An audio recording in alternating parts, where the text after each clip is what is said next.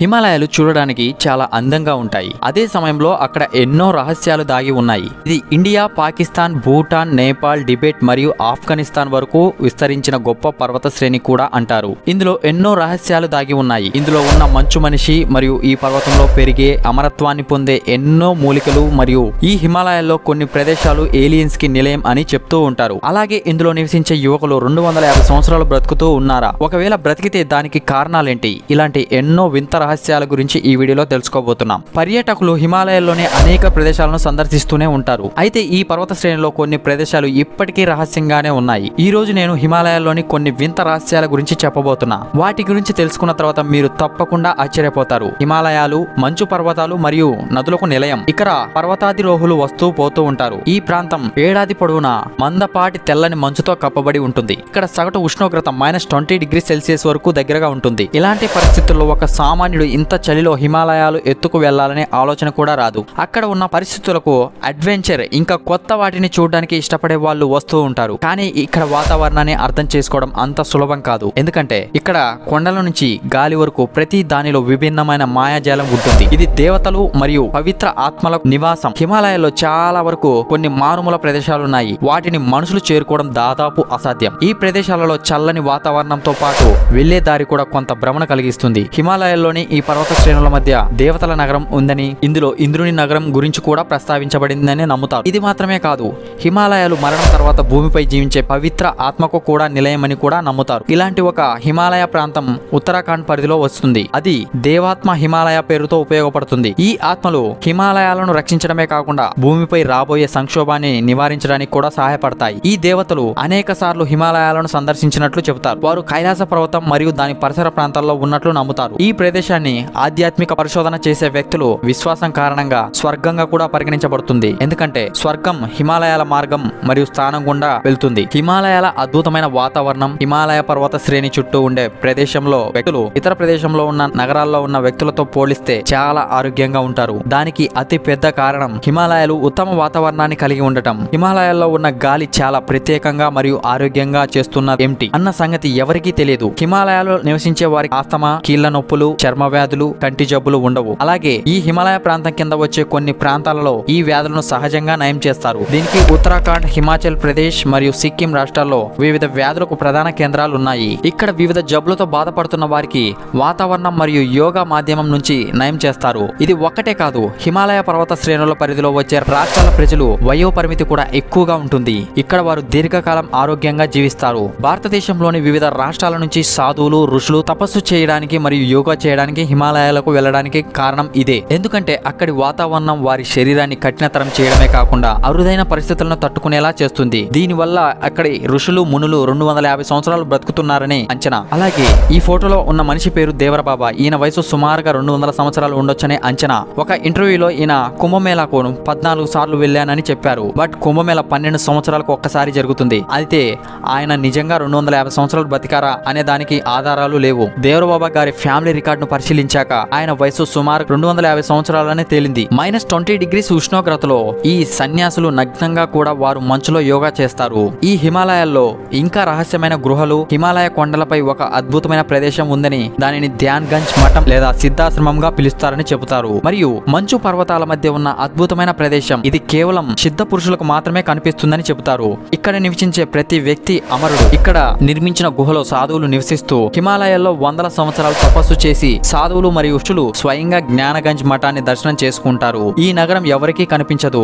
ఈ నగరం కేవలం ప్రాపంచిక బంధాలను జయించడం ద్వారా భగవంతుడిని పొందడంలో విజయం సాధించిన పురుషులకు మాత్రమే కనిపిస్తుంది. ఇక్కడ వేలాది అద్భుత గృహాలు ఉన్నాయి. ఇవి గాలిలో ఎగురుతూ ఉంటాయి. ఈ ఆశ్రమానికి చేరుకోవడానికి సాధారణ మనుషులకు సాధ్యం కాదు. పురాతన కాలంలో ధ్యాన్గంజ్ మఠం అనేది విద్యుల కేంద్రంగా ఉండేది అని చెబుతారు. అక్కడ ఋషులు జ్ఞానాన్ని ఇటుపుచ్చుకునేవారు. హిందూ మతం యొక్క మత గ్రంథాలలో కూడా సిద్ధాశ్రమం పేరుతో ప్రస్తావించబడింది. ఈ ప్రదేశంలో కాలం మరియు కాలచక్రం లేదని చెబుతారు. అయితే జ్ఞానగంజ్ మఠం మాత్రమే అమరత్వాన్ని పొందే మార్గం. హిమాలయాలు మంచు మనిషికి నిలయం. అత్యంత విచిత్రమైన వ్యక్తులలో ఒకరు ఈ మంచు మనిషి. ఇతని గురించి ఇప్పటి వరకు ఒక ప్రశ్నగానే మిగిలిపోయింది. హిమాలయ పర్వతాలను అధిరోహించిన చాలా మంది పర్వతాధిరోహులు ఒక పెద్ద వానరాన్ని చూసినట్లు పేర్కొన్నారు. ఈ మానవుడిని ఎటి అని కూడా పిలుస్తారు. భారత సైన్యం తన ఉనికిని సంబంధించి ఒక ప్రకటన కూడా విడుదల చేసింది. 2019 సంవత్సరంలో భారత సైన్యానికి చెందిన సైనికులు మకాలో బరు నేషనల్ నేషనల్ పార్క్ పరిసర ప్రాంతాల్లో 32x5 అంగుళాల పరిమాణంలో ఉన్న మంచుపై భారీ పాదముద్రలు చూశారట. అటువంటి పరిస్థితుల్లో హిమాలయాల్లోని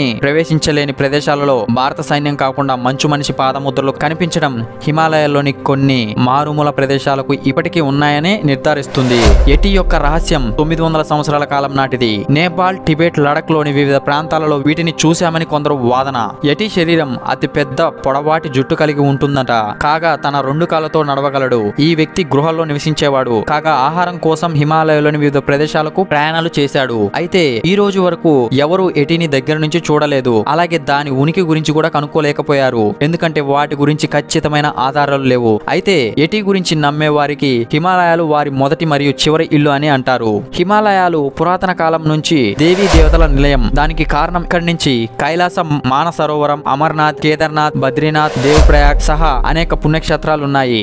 నేడు ఇప్పుడు భక్తులు పోటెత్తారు. ఇది మాత్రమే కాదు, తీర్థస్థలం చుట్టూ పెద్ద సంఖ్యలో దుకాణాలు, ఇల్లు మరియు హోటళ్లు కనిపిస్తాయి. దీనివల్ల ఈ ప్రదేశాలలో మానవ జనాభా బాగా పెరిగిపోయింది.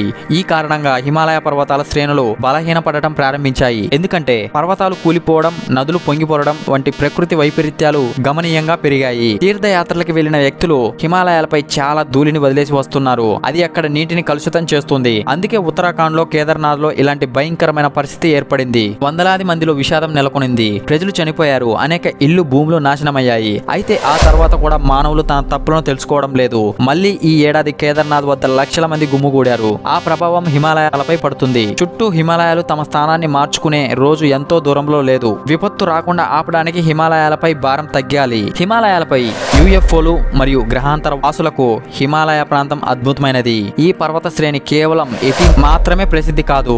దీనిలో గ్రహాంతర వాసులు కూడా దాగి ఉన్నారని అంచనా. హిమాలయాల క్రింద వచ్చే లడక్ లో కాంకాల అనే రహస్య ప్రదేశం ఉంది. ఇక్కడ కేవలం ఆర్మీ సిబ్బంది మాత్రమే నివసిస్తున్నారు. వారు ఒకరోజు గాలిలో ఎగురుతున్న ఒక విచిత్రమైన వస్తువును అనేక సార్లు చూశారు. ఇది ఖచ్చితంగా యుఎఫ్ఓని పోలి ఉంది అని చెప్పారు. అంతేకాదు ఈ ప్రాంతానికి కొద్ది దూరంలో గ్రహాంతర వాసులు కొంకలలో నివసిస్తున్నారని అక్కడ నివసిస్తున్న స్థానిక ప్రజలు పేర్కొంటున్నారు. అవి క్షణాల్లో కనిపించడం, అలాగే అదృశ్యం అవ్వడం గమనించారు. 1962లో భారతదేశం మరియు చైనా మధ్య యుద్ధం తర్వాత ఈ ప్రాంతంలో 2 దేశాల మధ్య ఒక ఒప్పందం కుదిరింది. దీని కింద ఈ ప్రాంతంలో 2 దేశాల సైన్యం లేదా సైనికులు వెళ్లేందుకు అనుమతి లేదు. భారతదేశం మరియు చైనా సైనికులు వారి వారి సరిహద్దుల్లో నివసిస్తూ ఉంటారు. దీనికి సైనిక పర్యవేక్షణ ఉంది. దీని కారణంగా మానవులకు ఇది అందుబాటులో లేని ప్రాంతం. అటువంటి పరిస్థితుల్లో మానవ కార్యకలాపాలకు తక్కువగా ఉండవచ్చని, అందుకే ఇతర గ్రహాల నుంచి వచ్చిన వ్యక్తులు ఈ ప్రదేశంలో ఎంచుకున్నారని శాస్త్రవేత్తలు భావిస్తున్నారు. ఎందుకంటే ఆ ప్రదేశం నుంచే మానవుల కదలికలను సులభంగా పర్యవేక్షించవచ్చు. మరియు హిమాలయాల్లో వివిధ మిస్టరీలతో ఒక గ్రహాంతర వాసు రహస్యంగా ఇది ఇప్పటి వరకు పరిష్కరించలేకపోయారు. కొన్ని ప్రాంతాలలో ఎలక్ట్రికల్ వస్తువులు పనిచేయడం లేదు. హిమాలయాల్లోని నిత్యం పర్యాటకులు సందర్శన కోసం వెళ్తూ ఉంటారు. ఆ సందర్భంలో మొబైల్ ఫోన్లు ఒక ప్రదేశంలో నెట్వర్క్ కలిగి ఉంటుంది. ఆపై అదృశ్యం కావడం సర్వసాధారణం. ఎందుకంటే ఇవి కొండ ప్రాంతాలు కాబట్టి ఈ రకమైన సమస్య తరచుగా చూడగలము. అయితే హిమాలయాలలో మూలబ్ ఖాన్ చిన్న గ్రామంలో మీకు తెలుసా, అక్కడ విద్యుత్ వస్తువులు పనిచేయవు. అక్కడ ఎలక్ట్రిక్ వస్తువులు పనిచేయడమే మానేస్తాయి. ఈ గ్రామంలో వచ్చే పర్యాటకులు వాచ్లు ఆటోమేటిక్ గా ఆగిపోతుండగా చాలా మంది వాళ్ళ సమయం ఆటోమేటిక్ గా మారిపోతుంది. ఈ గ్రామంలో మారుతున్న సమయాన్ని మరియు విద్యుత్ పరికరాలు పనిచేయకపోవడంతో చాలా రహస్యమైన విషయంగా పరిగణించబడుతుంది.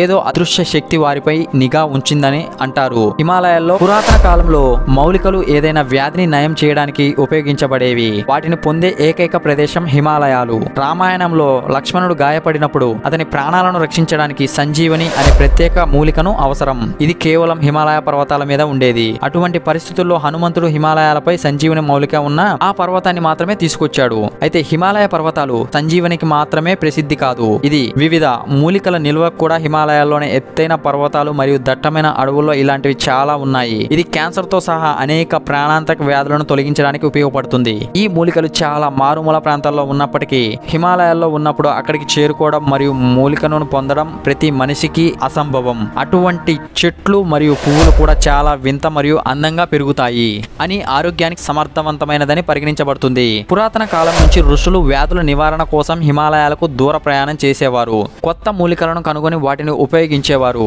అలాగే వాటి గురించి లేఖలు రాసేవారు. హిమాలయాల్లోని దట్టమైన అడవుల్లో మనుషులను అమరులుగా మార్చే మూలికలు కూడా ఉన్నాయని చెబుతారు. వాటిని కనుగొనడానికి రాజులు వైద్యులను పంపేవారు. అయితే అమరత్వాన్ని పొందే ఆ మూలికను ఇప్పటి వరకు ఎవరు కనుగొనలేదు. హిమాలయాల్లో లారీలత అనే పువ్వు అద్భుతమైన మొక్క కూడా కనిపిస్తుంది. ఇది ప్రతి 20 సంవత్సరాలకు ఒకసారి మాత్రమే పువ్వులు వికసిస్తాయి. సరిగ్గా పువ్వు పరిమాణంలో ఒక నగ్న స్త్రీ ఆకారంలో ఉంటుంది. అందుకే దీనిని నారీలత అని అంటారు. ఇది కాకుండా హిమాలయ అడవుల్లో అరుదైన జాతి పువ్వులు కూడా కనిపిస్తాయి. దీని ఆకారం ఖచ్చితంగా హనుమంతుడు ముఖాన్ని పోలి ఉంటుంది. హిమాలయాలు అద్భుత మూలికలను మరియు పువ్వులను నిలయంగా పరిగణించబడడానికి కారణం ఇదే. ఇవి వాటికవే ఒక రహస్యంగా ఉన్నాయి. హిమాలయాల్లో వీటిలో ఒక కొండ వాహనాన్ని తమ వైపు లాగుతుంది. హిమాలయ పర్వత శ్రేణులు జమ్మూ కాశ్మీర్ అంతటా విస్తరించి ఉన్నాయి. ఈ స్థలంలో ఒక అద్భుత పర్వతం ఉంది. దీనిని మ్యాగ్నెటిక్ హిల్ అని పిలుస్తారు. వాస్తవానికి ఈ పర్వతం కారులో ఎవరు లేకపోయినా వాహనాలను తన వైపుకి పైకి లాగుతుంది. సాధారణంగా పర్వతాల మీద వాహనం న్యూట్రల్ గా ఉంచితే అది కిందకు దొరలడం ప్రారంభిస్తుంది. కానీ ఈ మౌంటైన్ దగ్గర న్యూట్రల్ లో పార్క్ చేసిన వాహనాన్ని పైకి లాగుతుంది. ప్రపంచంలోనే ఏకైక పర్వతం ఇదే. ఈ కొండ చుట్టూ ఉన్న రహదారులపై వాహనాలు ఆటోమేటిక్ గా గంటకి 20 కిలోమీటర్ల వేగంతో కదలడం ప్రారంభిస్తాయి. అయితే ఒకవేళ వ్యక్తి కార్ నడుపుతూ ఉంటే దాని బ్రేక్ పై అప్లై చేసిన కూడా కారు ఆగదు. అటువంటి పరిస్థితుల్లో చుట్టూ చాలా సార్లు డ్రైవ్ చేసి వ్యక్తులు వారు కోరుకోకపోయినా పర్వతం వైపు వెళ్తారు. దీని కారణంగా ఈ స్థలం హిమాలయాల్లోని ఒక రహస్య ప్రదేశంగా పరిగణించబడుతుంది. సో ఇవి ఫ్రెండ్స్ హిమాలయాల గురించి కొన్ని రహస్యమైన విషయాలు ఈ వీడియోలో తెలియజేయడం జరిగింది. ఇలాంటి మరిన్ని ఇంట్రెస్టింగ్ వీడియోస్ కోసం అయితే మన ఛానల్ సబ్స్క్రైబ్ చేసుకోండి. అలాగే ఈ వీడియో మీకు నచ్చినట్లయితే మన వీడియోకి సపోర్ట్ గా ఒక చిన్న లైక్ చేయండి friends. Thank you for watching. See you on the next video. Signing off. Bye.